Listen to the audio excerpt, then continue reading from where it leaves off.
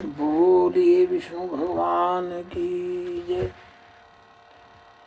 गरुड़ पुराण सारोद्धार का 10वां अध्याय चल रहा था, जिसमें कि मरने के बाद के और जब तक गंगा जी में स्नान करा के और उनका वहाँ 5 पिंड प्रदान करके 100 में आहूत योग्यता श्मशान की स्थिति पूर्वोक्त पिशाचाज के लिए जो पिंड दिए जाते हैं आदि सब की चर्चा हुई। अब 10वां अध्याय के दूसरे एपिसोड में पंचक में जिसका मरण होता है वो उसके लिए पंचक शांति की जाती है। अब सवाल यह है कि पंचक क्या है? तो धनिष्ठा, आदि धनिष्ठा, शतभिखा, पूर्वातपद, उत्तरपादपद, रेवती, ये 5 नक्षत्र जो हैं पंचक कहलाते हैं।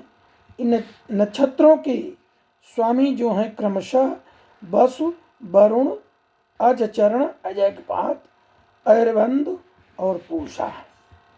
पंचक में जिसका मरण होता है उस मनुष्य को सदगति प्राप्त नहीं होती, ये मान के चलना चाहिए। तो पंचक शांति किए बिना उसका दाह नहीं करना चाहिए। माने पहले पंचक शांति हो, इसके बाद उसका दाह संस्कार हो। ऐसा माना गया है कि ऐसा नहीं करने से अन्न की मृत्यु होती है। तो धनिष्ठा के उत्तरार्ध से रेवती पर्यंत 5 नक्षत्र पंचक संज्ञक है। इसमें यदि व्यक्ति की मृत्यु हुई तो वह दाह के योग्य नहीं होता। दाह करने से परिणाम भी शुभ नहीं होता। इन नक्षत्रों में जो मरता है उसके घर में कोई हानि होती है, पुत्र और सगोत्रियों को भी कोई विघ्न होता है, अथवा इस पंचक में भी दाह विधि का आचरण करके मृत व्यक्ति का दाह संस्कार हो सकता है। पंचक मरण प्रयुक्त सभी दोषों की शांति के लिए उस दाह को विधि को कहूंगा, ऐसा उन्होंने कहा। तो हितार्थ कुश से निर्मित 4 पुतलों को नक्षत्र मंत्रों से अभिमंत्रित करके 100 के समीप स्थापित करें। तब उन पुतलों में प्रतप्त सुवर्ण रखना चाहिए। फिर नक्षत्रों के नाम मंत्र से होम करना चाहिए। पुनः प्रेता जयता नर इंद्रो वह सर्वयक्षति, इस मंत्र से उन नक्षत्र मंत्रों को संपुटित करके होम करना चाहिए। इसके बाद उन पुतलों का 100 का दाह करें। सपिंडी श्राद्ध के दिन पुत्र यथाविधि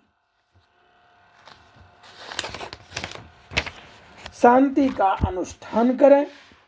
पंचक दोष की शांति के लिए क्रमशः तिलपूर्ण पात्र, सोना, चांदी, रत्न तथा घृतपूर्ण कांस्य पात्र का दान करना चाहिए। इस प्रकार पंचक शांति विधान करके जो 100 दाह करता है उसे पंचक जन्य कोई विघ्न बाधा नहीं होती, प्रेत भी सदगति प्राप्त करता है।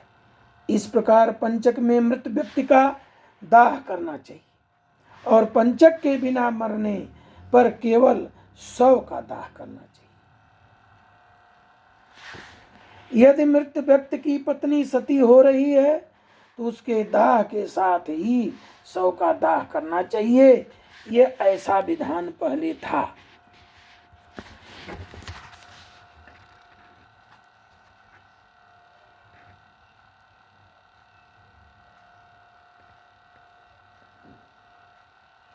शुद्धिमुख और निर्णय सिंधु के अनुसार उद्धृत ग्रंथों में उद्धृत ब्रह्म पुराण के एक वचन के अनुसार पंचकों में मृत मनुष्य के साथ दाह हेतु दर्भ की 5 प्रतिमाएं पुतले बनाकर उन्हें सफेद ऊन के धागे से लपेटकर जौ के आटे से उनका लेपन करके उनसे क्रमशः प्रेतवाह, प्रेत सख, प्रेतप, प्रेत भूमि, प्रेत हरता, इन 5 नामों से आवाहन पूजन करके प्रथम प्रेत के सिर में, दूसरे नेत्र में, तीसरे वाम कुक्ष में, चौथे को नाभि में, 5वें के पैरों में रखकर घृत होम के पश्चात सौदाह करना चाहिए। एक विधि ये भी है कि 5 पुतला वो उसका बना करके दर्भ का, कूसा का, और उस पर जौ का आटा लेप करके, और इस 5 को, एक को सिर में, दूसरे को नेत्र पर, तीसरे को वाम कुछ, चौथे को नाभि में, 5वें को पैरों में रहकर घृत होम करके फिर सौदाह करना चाहिए, साथ में उसका भी हो जाए।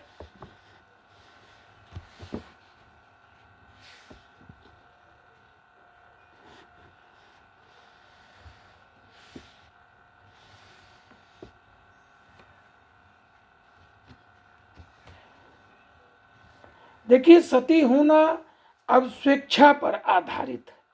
सती के नाम पर बलात्दाह करने का विधान नहीं है। जैसे कौशल्या आदि दशरथ पत्नियों, पांडु पत्नी कुंती, जड़ भरत की सांपत्य माता आदि के सती होने के न होने के उदाहरण प्राप्त हैं।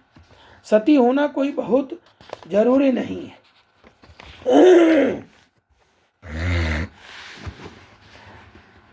हमारा विधान कहता है कि अगर स्त्री गर्भिणी हो तो उसको जो है